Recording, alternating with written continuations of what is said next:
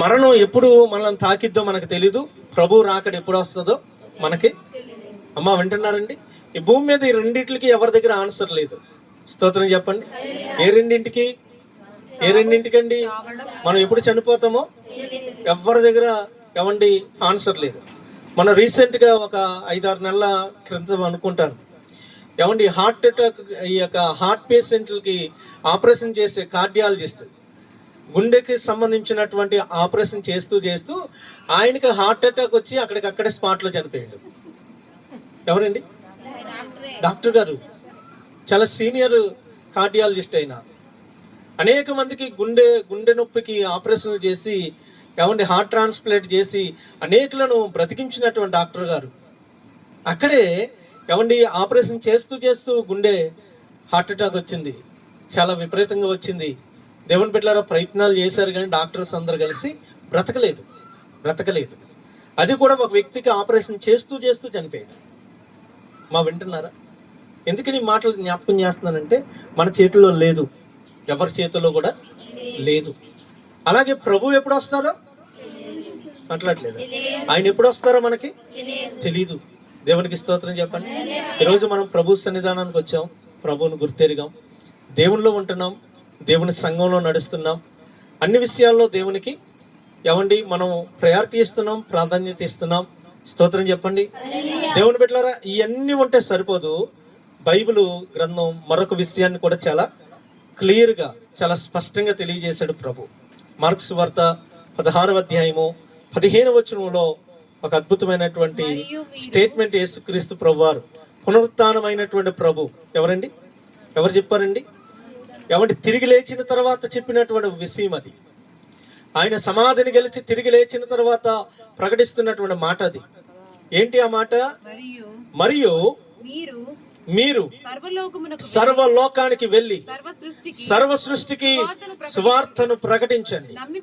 నమ్మి బాప్తిస్మం పొందువాడు రక్షింపబడును, నమ్మని వానికి శిక్ష విధింపబడును. దేవునికి స్తోత్రం చెప్పండి. అమ్మా వింటున్నారండి? దేవుని యొక్క వాక్యంలో ప్రభు ఏమని మాట్లాడుతున్నాడండి? మీరు సర్వలోకానికి వెళ్ళండి, ప్రజలందరి దగ్గరికి వెళ్ళి వారికి సువార్త ప్రకటించండి, నా మాటలు వారికి తెలియజేయండి. ఇదిగో నా మరణ పునరుత్థానాలు తెలియజేయండి, నేను మరణాన్ని గెలిచానని చెప్పండి. స్తోత్రం చెప్పండి. హల్లెలూయా. రక్తము చిందించి ప్రతి పాపముల నుండి ప్రజలను విడిపించానని చెప్పండి. నేను మరలా తిరిగి రాబోతున్నానని చెప్పండి. హల్లెలూయా. ఎవరైతే నమ్ముతారో నమ్మినోడికి పరలోకం అన్నాడా? అలాగే ఉంది అక్కడ. నమ్మితే సరిపోదు కానీ నమ్మిన వాడు ఏం చేయాలంట? బాప్తిస్మం తీసుకోవాలా. నమ్మి బాప్తిస్మము తీసుకున్నవాడు రక్షింపబడును. ఎక్కడి నుంచి రక్షణ ఇది? ఉగ్రత నుంచి, నరకము నుంచి. స్తోత్రం చెప్పండి. తీర్పు నుండి. హల్లెలూయా. అందుకే రోమపత్రిక 8వ అధ్యాయం 1వ వచనంలో, కాగా ఇప్పుడు క్రీస్తు యేసునందున్న వారికి ఏ శిక్షయు విధి లేదు అంటాడు అక్కడ.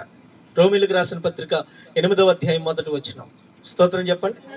ఏమండి, నువ్వు క్రీస్తులో ఉన్నప్పుడు, క్రీస్తుకి నిన్ను అప్పగించుకున్నప్పుడు నమ్మినటువంటి నీవు, దేవుని బిడ్డలారా, అది ఏమండి ప్రజలందరి ఎదుట బాప్తిస్మము ద్వారా నువ్వు ఆ యొక్క నమ్మకాన్ని రుజువు చేసుకున్నప్పుడు, స్థిరపరుచుకున్నప్పుడు నీకు రక్షణ, నీకు పరలోకం, నీకు నిత్య జీవం. మరి నమ్మని వాడికి మాట్లాడలేదండి, నమ్మని వారికి శిక్ష విధింపబడు. స్తోత్రం చెప్పండి. హల్లెలూయా.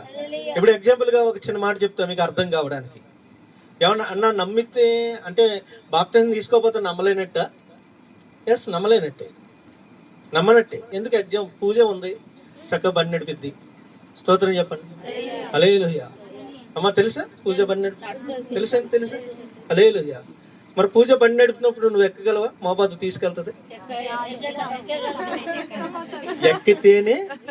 ఎక్కితేనే నీకు పూజ డ్రైవింగ్ మీద మాట్లాడలేదు అంటే నువ్వు ఎక్కట్లేదంటే అర్థం ఏంటి? చెప్పలేదమ్మా.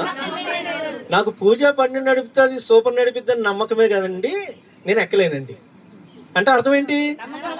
మాట్లాడలేదండి. అంటే నీకు నువ్వు పూర్తిగా చెప్పండి. అలాగే యేసయ్య నిజమైన దేవుడని మాకు నమ్మకం ఉంది కానండి మేము బాప్తిసం తీసుకోమండి అంటే అర్థం ఏంటి? నీకు ఇంకా ఏదో వెనకాల ఏదో ఉంది. ఇంకా నువ్వు ప్రభువుని విశ్వసించకపోవడానికి, దేవునికి నిన్ను అప్పగించుకోకపోవడానికి ఏదో అడ్డుబండ ఏదో ఇంకా ఉంది. ఏదో ఆటంకాలు ఇంకా ఏదో నువ్వు నీ కళ్ళ ముందు పెట్టుకున్నావు, నీ జీవితంలో నువ్వు ఉంచుకున్నావు.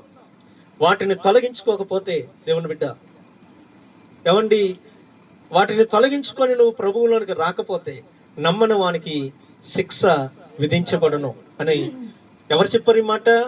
మరణమును గెలిచి లేచినటువంటి ప్రభు. స్తోత్రం చెప్పండి. పునరుత్థానుడైనటువంటి ప్రభువు చెప్పినటువంటి మాట. కాబట్టి ఈ యొక్క 5 నిమిషాల ఈ మాటల యొక్క సారాంశం ఏంటంటే, ఈ యొక్క ప్రార్థన అనంతరం బాప్తిస్మలు కూడా ఉంటాయి. కాబట్టి దేవుని బిడ్డలారా, మీరు సిద్ధపడాలని, ఎవరైతే రక్షణ పొందుకోలేదో మీకు ఈరోజు దేవుడు మరొక అవకాశం వింటున్నారా? ఈరోజు ఒక అవకాశం దేవుడు ఇస్తున్నాడు. ఒక అవకాశం కాదు, మరొక అవకాశాన్ని దేవుడు చెప్పరేందమ్మా, మరొక అవకాశం దేవుడు నీకు ఇస్తున్నాడు. ఇంకొక అవకాశం వస్తుందో రాదో చెప్పండి, తెలియదు. స్తోత్రం చెప్దామా? తెలీదు. హల్లెలూయా. ప్రభు స్తోత్రం చెప్దామా? ఏమండి, నా రక్షణ సాక్ష్యం చాలా నేను ఎట్లా బాప్తిసం తీసుకున్నది అనేది ఒక 2 మాటలు చెప్తాను. 2004వ సంవత్సరంలో మాకు సభలు జరుగుతూ ఉన్నాయి. మా సంఘంలో సభలు జరుగుతూ ఉన్నాయి. ప్రతి సంవత్సరం 10వ నెలలో సభలు పెడతా ఉంటారు మా పాస్టర్ గారు. 10వ నెల అంటే అక్టోబర్ నెలలో దేవుని బిడ్డలారా సెలవులు ఇస్తారు కదా, దసరా మూమెంట్లో. అప్పుడు ఉద్యోగ కూటాలు పెడతారు, ఉపవాస కూటాలు, ఉద్యోగ కూటాలు కానీ పెడతారు.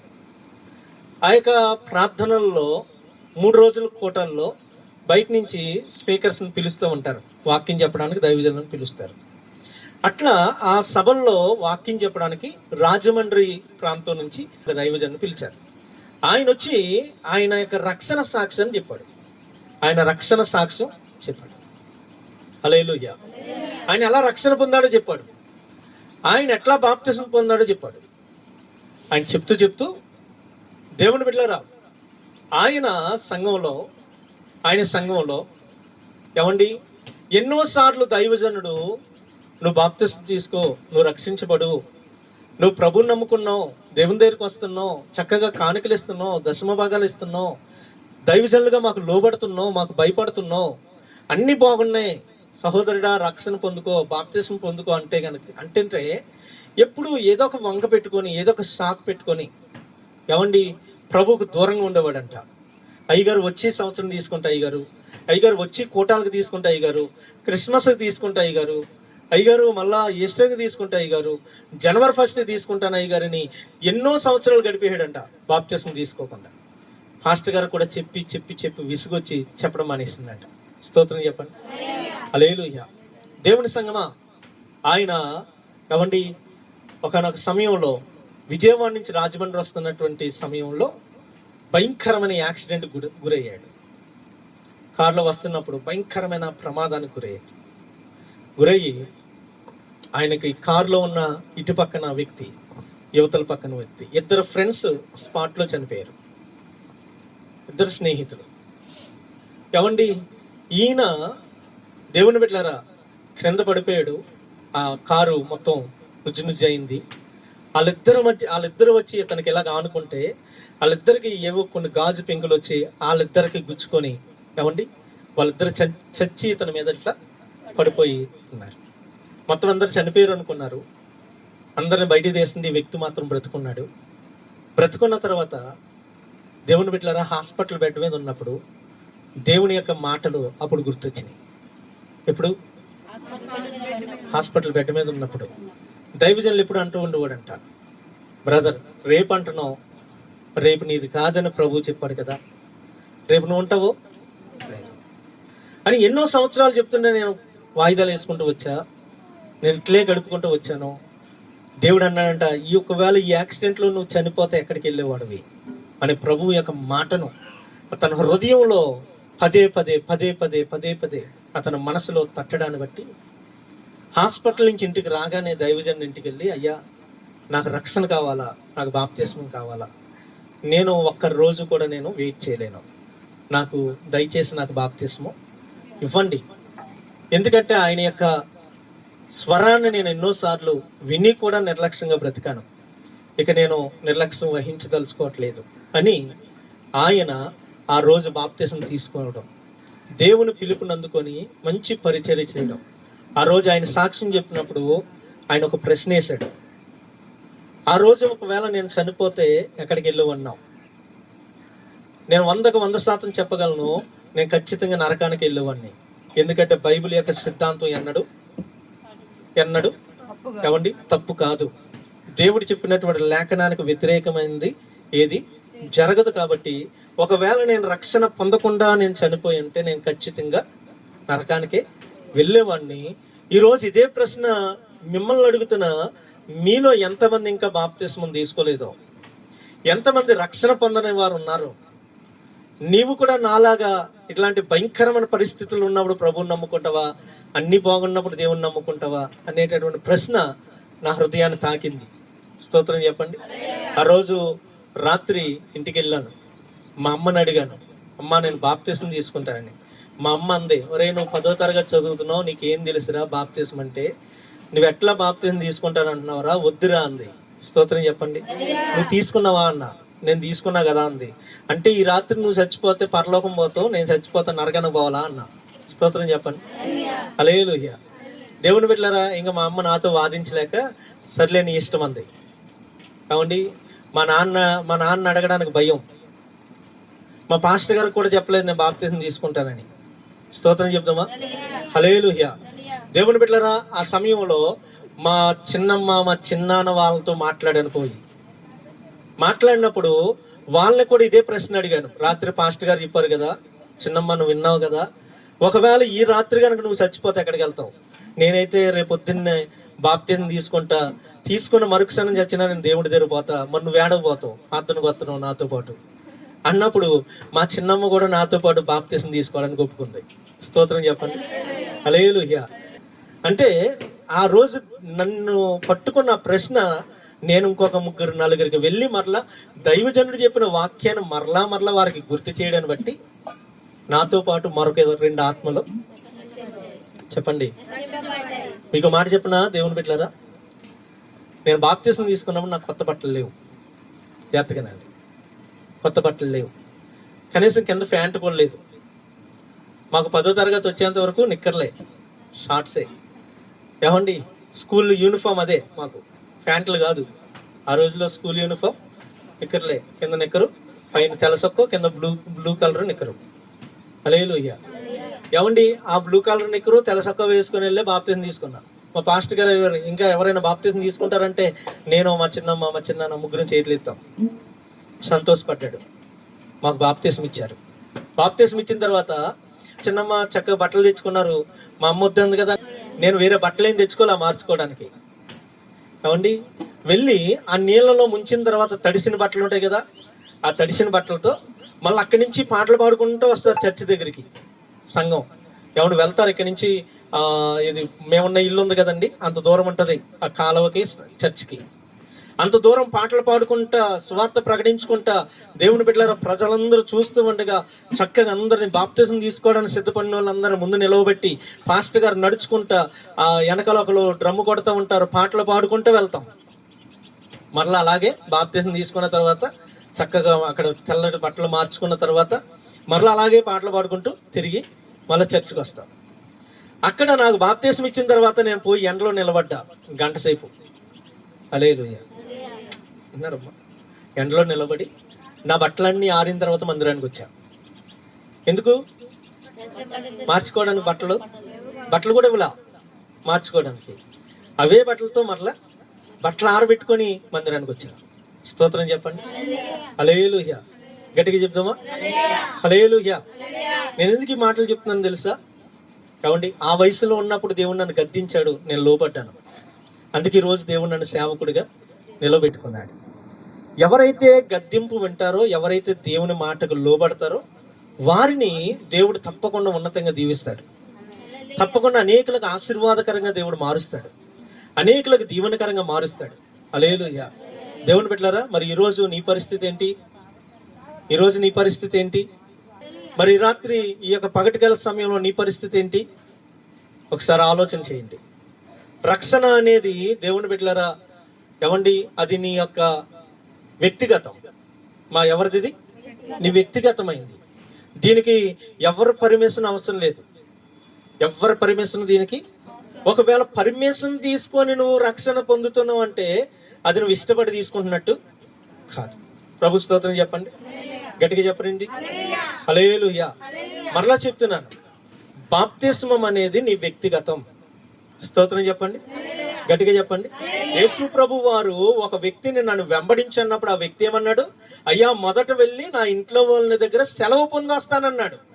అప్పుడు యేసు ప్రభు ఏమన్నాడు? అలాగైతే నువ్వు నాకు పనికిరావు, నువ్వు నా కాడి మోయడానికి నువ్వు సెట్ కాదు, నువ్వు వెనక్కి వెళ్ళిపో అన్నాడు. స్తోత్రం చెప్పండి. అంటే ఎందుకని ఆ మాట అన్నాడు? అయినా మాట్లాడలేదు. ఎందుకని ఆ మాట అన్నాడు? ఈరోజు బాప్తిసం తీసుకోవడానికి ఒకరి దగ్గర నువ్వు పర్మిషన్ తీసుకున్నప్పుడు రేపొద్దు నా వ్యక్తి వద్దంటే కనుక నువ్వు మందిరాన్ని కూడా మానేస్తావు కదా. చెప్పట్లేదేంటి? అమంతే కదా.